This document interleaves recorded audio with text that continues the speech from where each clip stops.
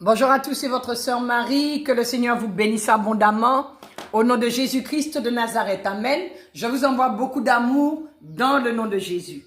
La Bible dit que le don que nous avons reçu, nous devons le mettre au service des autres.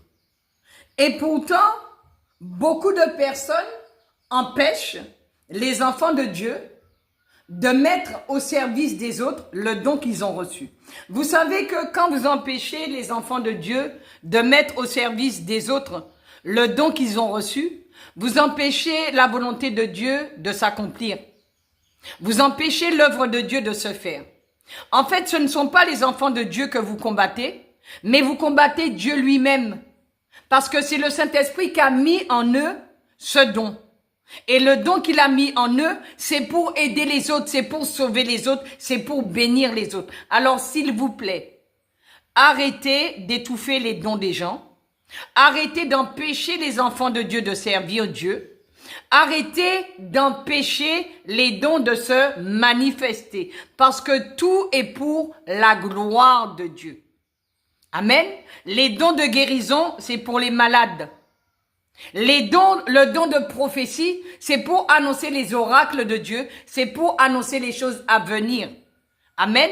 Alors, s'il vous plaît, n'empêchez plus les enfants de Dieu de servir leur Père, n'étouffez plus leurs dons et laissez les dons se manifester au nom de Jésus-Christ de Nazareth.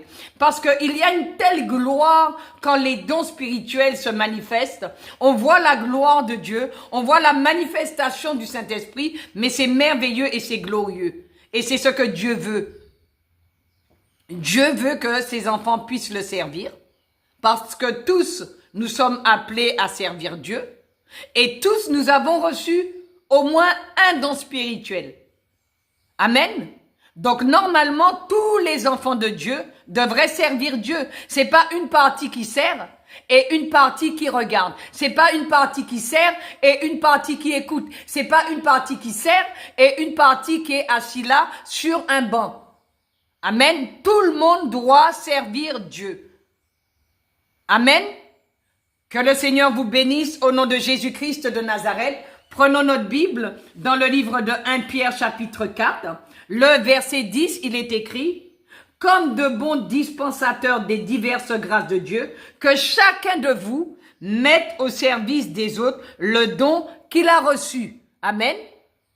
Laissez les enfants de Dieu servir les autres. Laissez les enfants de Dieu mettre leurs dons en avant.